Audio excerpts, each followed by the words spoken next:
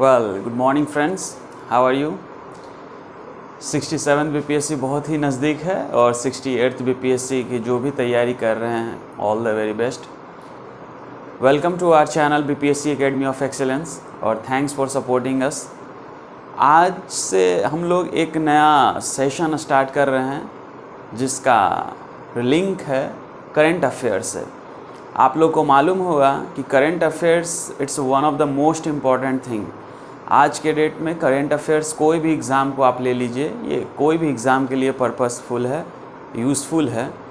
सो हमने सोचा कि ये सेक्शन को हम लोग धीरे धीरे करके स्टार्टअप करते हैं। करंट अफेयर्स के पॉइंट ऑफ व्यू से मैं एक बात बता देना चाहता हूँ कि जहाँ पर भी आप करंट अफेयर्स की जैसे भी तैयारी कर रहे हैं, specially BPSC point of view से आप उसकी तैयारी करिए। जैसे टीचर जो आप पढ़ते होंगे पहले से भी, आप पढ़िए। मेरे तरफ से एक छोटी सी कोशिश है कि इसको आप एक एज़ यूजुअल लीजिए। मैं कुछ ऑब्जेक्टिव्स बताऊंगा, डिस्कस करेंगे और आप उसके आंसर को देखिए, समझिए और रिकॉल करिए। एक्चुअली टाइट शेड्यूल होने के वजह से हर दिन तो ये पॉसिबल नहीं हो पाएगा, but I will try my best. ये जो है मंथली बेसिस पे मेरा आएगा फोकस। मंथली बेसिस पे 1 मंथ में क्या क्या चीज़ें हो रही हैं उन चीज़ों के बेसिस पे होगा।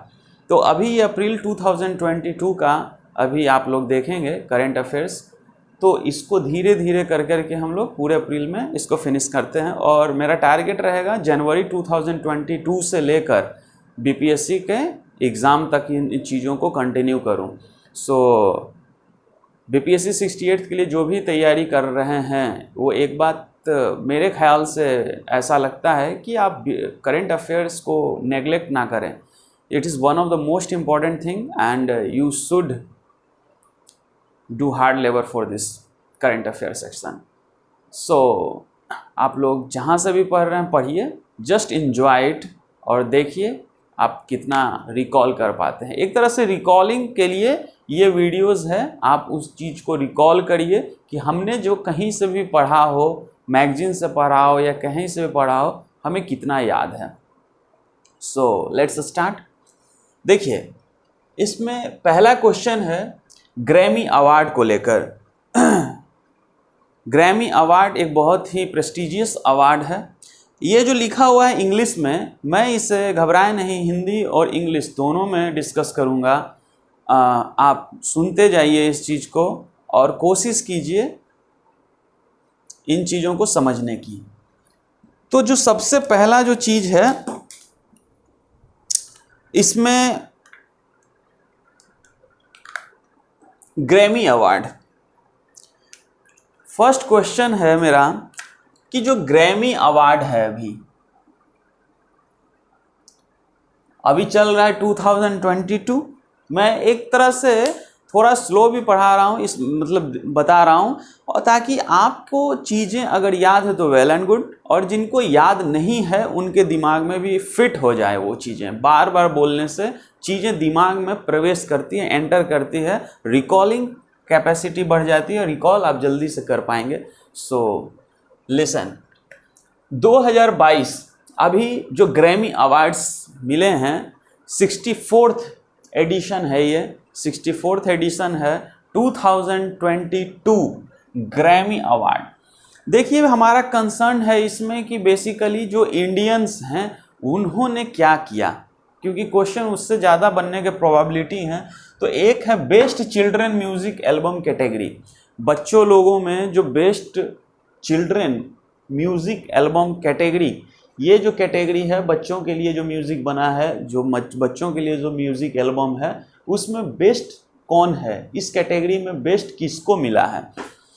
तो वो बेस्ट है फागुनी शाह। ये फागुनी शाह कौन है, who is she? Falguni Shah actually Indian origin है, American, Indian origin American, America में रहती हैं, अमेरिकन है, पर ये इनकी ओरिजिन कहाँ है, इंडिया की है, इसलिए ये नाम आपको याद होना चाहिए। फागुनी शाह ने जीता है 64th ग्रैमी अवार्ड, किस कैटेगरी में? तो best children music album category में।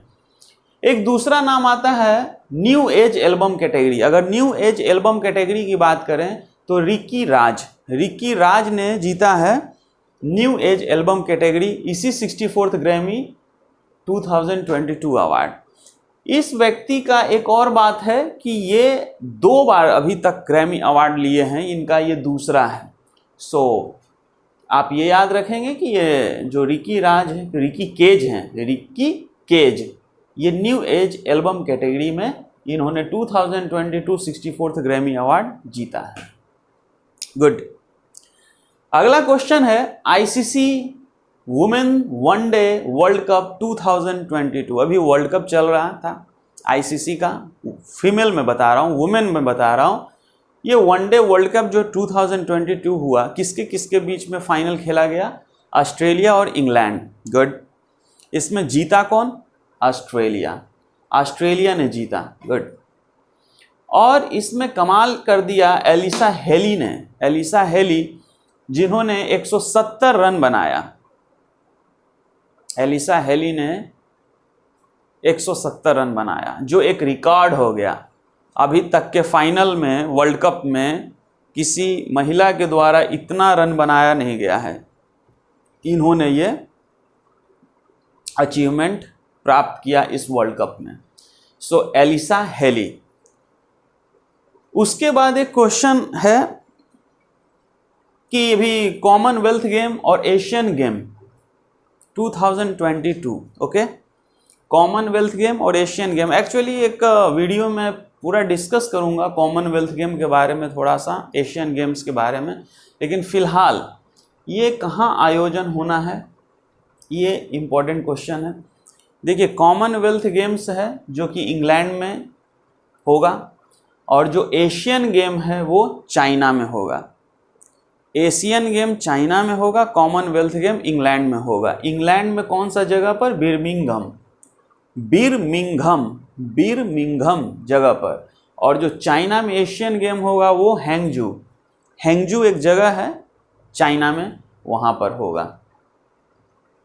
सो ये कॉमनवेल्थ और एशियन गेम आप जान गए। कॉमनवेल्थ जुलाई अगस्त में होने वाला है, जुलाई अगस्त में होगा, और ठीक उसके 1 महीने बाद सितंबर में एशियन गेम होगा। तो पहले कॉमनवेल्थ गेम्स होगा, उसके बाद एशियन गेम होगा। एक इंग्लैंड में होगा, एक चाइना में होगा। गुड। नेक्स्ट क्वेश्चन है सीईओ ऑफ ट्विटर कौन है? अभी एक्चुअली सीईओ जो है मेन 8-10 कंपनी है, उसका आपको जानना चाहिए। तो हम लोग धीरे धीरे करके एक एक करके सब देख लेंगे। फिलहाल सीईओ ऑफ ट्विटर कौन है? ट्विटर के सीईओ माइक्रो ब्लॉगिंग साइट है, आप मतलब ट्वीट करते हैं इस पर, ट्विटर पर, आप जानते हैं सोशल मीडिया का फॉर्म है। तो सीईओ ऑफ ट्विटर कौन है? Parag Agrawal. Who is the CEO of Twitter? CEO, chief executive officer, इसका फुल फॉर्म है। ट्विटर का कौन है? पराग अग्रवाल। गुड। इसके बाद एक क्वेश्चन आता है कि एक भारत में शहर है जिसको आर्टिफिशियल इंटेलिजेंस, जिसको एआई भी बोलते हैं, आर्टिफिशियल इंटेलिजेंस बेस्ड कैमरास बनाया गया है, जिससे रोड प्रोजेक्ट जो है, रोड सेफ्टी प्रोजेक्ट, मतलब कि आप जो सड़क पर चलते हैं तो आप किस प्रकार से चलते हैं, अपने वाहन को किस प्रकार से चलाते हैं, इन सब की निगरानी रखेगा। ऐसा कैमरास पूरा फिट है। ये किस जगह पर इस प्रकार का रोड सेफ्टी प्रोजेक्ट के तहत ऐसा कौन सा शहर है भारत में जो पूरे के पूरे आर्टिफिशियल इंटेलिजेंस बेस्ड पे काम करेगा? तो वो है कोझिकोडे। केरला में है कोझिकोडे। करेक्ट। नेक्स्ट क्वेश्चन है national maritime day. National maritime day क्या होता है? राष्ट्रीय समुद्री दिवस कब मनाया जा रहा है? 5 अप्रैल को। 5 अप्रैल को ये मनाते हैं नेशनल मैरीटाइम डे। इस बार का थीम क्या है? सस्टेनेबल शिपिंग बियॉन्ड कोविड-19। सस्टेनेबल पढ़ते हैं ना हम लोग, सस्टेनेबल डेवलपमेंट, उस वही सस्टेनेबल शिपिंग बियॉन्ड कोविड-19। कोविड-19 से बहुत अफेक्ट हुआ, तो उसके अलावा क्या है? सस्टेनेबल शिपिंग बियॉन्ड कोविड-19। ये आप याद रखेंगे थीम, नेशनल मैरीटाइम डे 5 अप्रैल को। इसके बाद एक न्यूज़, बड़ा इंटरनेशनल न्यूज़, अंतर्राष्ट्रीय न्यूज़ आ रहा है कि जो हंगरी है, हंगरी, ये क्या है? हंगरी एक देश है, इसके चौथे लगातार कंसेक्यूटिव लगातार प्रधानमंत्री बने हैं। इनका नाम है Viktor Orban. Viktor Orban. Hungary जो है यूक्रेन का नेबर है, नेबरिंग कंट्री दोनों है लगभग। भी जो यूक्रेन न्यूज़ में चल रहा है तो नेबरिंग कंट्री है, पड़ोसी मुल्क है। तो आप देख लेंगे हंगरी के जो चौथे लगातार प्रधानमंत्री बने हैं वो विक्टर ओरबान बने हैं। और इसके बारे में जानना है तो हंगरी का जो कैपिटल है, बताइए क्या है कैपिटल? इसका कैपिटल है बुडापेस्ट। इसका कैपिटल क्या है हंगरी का? बुडापेस्ट। तो एक नॉलेज के लिए आप याद रखेंगे, आपको पता होगा। इसके बाद एक क्वेश्चन आता है इंडियन स्पेस टेक स्टार्टअप। देखिए क्या है कि एलन मस्क का नाम तो आपने सुना होगा, एलन मस्क। तो ये जो स्पेसएक्स कंपनी है सब एलन मस्क की ही कंपनी है। तो एक क्वेश्चन आया कि जो इसमें क्वेश्चन क्या है, ये मैं इंडिया इस तरह से लिखता हूँ, एक्चुअली झंडा बनाता हूँ और एक एन लिखता हूँ। तो ये झंडा इंडिया को रिप्रेजेंट करता है और एन मतलब इंडियन। तो शॉर्ट फॉर्म है मेरा लिखने का वो Indian space tech startup. Indian space tech startup has launched, ये नाम है।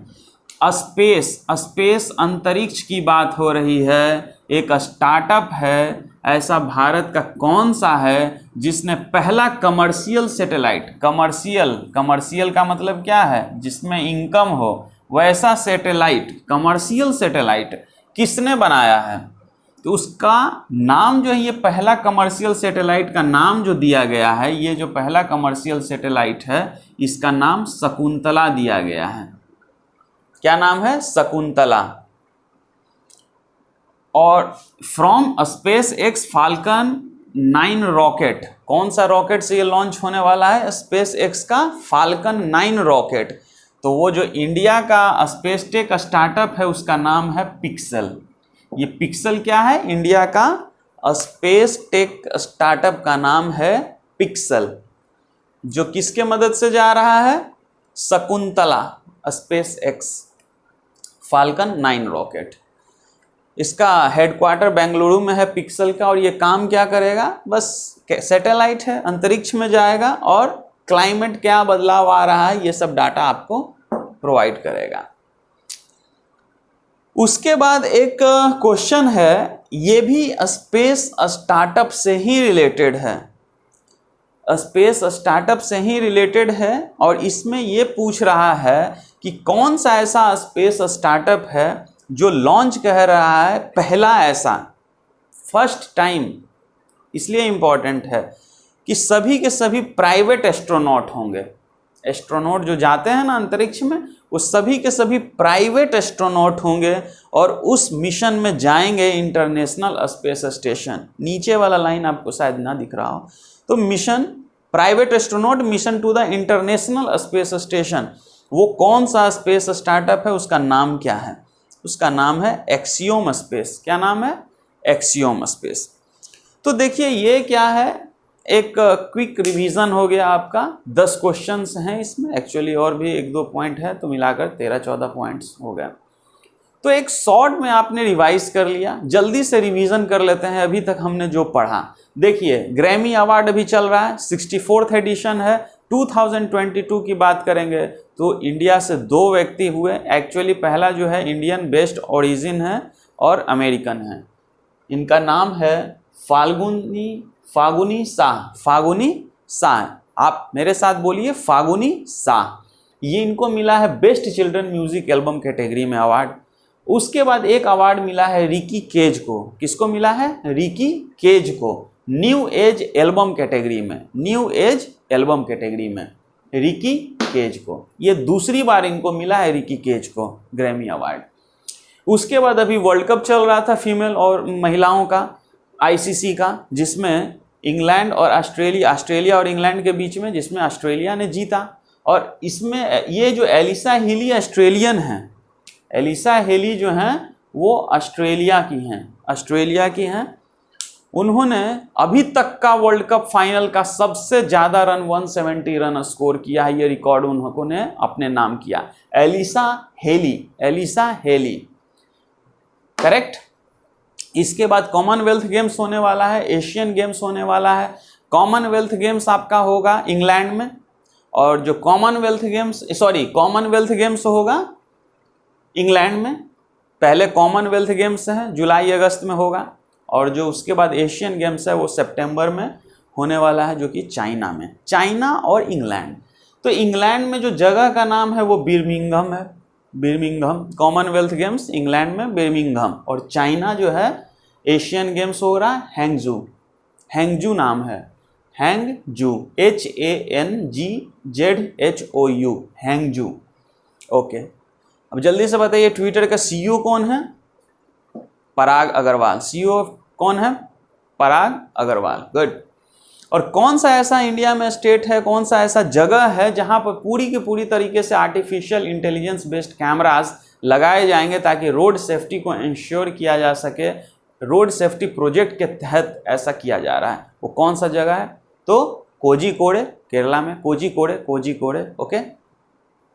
इसके बाद एक क्वेश्चन है, नेशनल मैरीटाइम डे, राष्ट्रीय समुद्री दिवस कब मनाया जा रहा है? 5 अप्रैल को, और इसका थीम है सस्टेनेबल शिपिंग बियॉन्ड कोविड-19।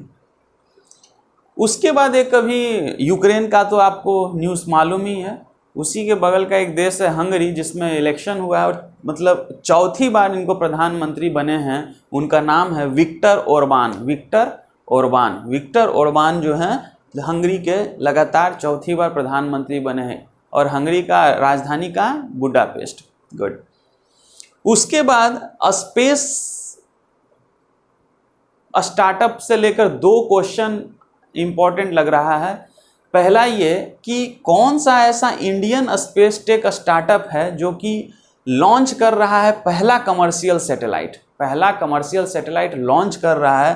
वो इंडियन स्पेस टेक स्टार्टअप का नाम क्या है? उसका नाम है पिक्सेल, हेडक्वार्टर बेंगलुरु में है पिक्सेल। और ये जो पहला कमर्शियल सैटेलाइट है इसका नाम दिया गया शकुंतला। कहाँ से? From SpaceX Falcon 9 rocket, SpaceX Elon Musk. इसके बाद जो है दूसरा एक क्वेश्चन स्पेस स्टार्टअप से ही है कि पहला एक ऐसा स्पेस स्टार्टअप है अंतरिक्ष का में जाएगा, ये पहला ऐसा है जिसमें सब के सब प्राइवेट एस्ट्रोनॉट जाएंगे, और International Space Station mission to the International Space Station. तो वो जो सबके सब प्राइवेट जा रहे हैं एस्ट्रोनॉट्स, पहली बार ऐसा स्टार्टअप जो हो रहा है, इसमें जो इसका नाम क्या है? तो एक्सियोम स्पेस। तो होप, देखिए करंट अफेयर्स तो और भी हो सकते हैं, और भी होंगे और भी हैं, लेकिन आप पढ़िए, उसको अच्छे से पढ़िए, जहाँ से भी पढ़ते हैं very good.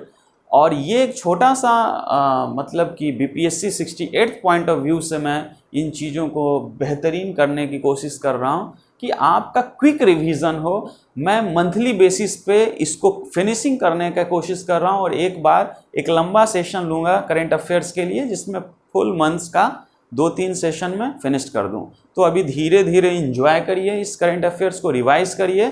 And thanks for supporting us, BPSC Academy of Excellence. Thank you.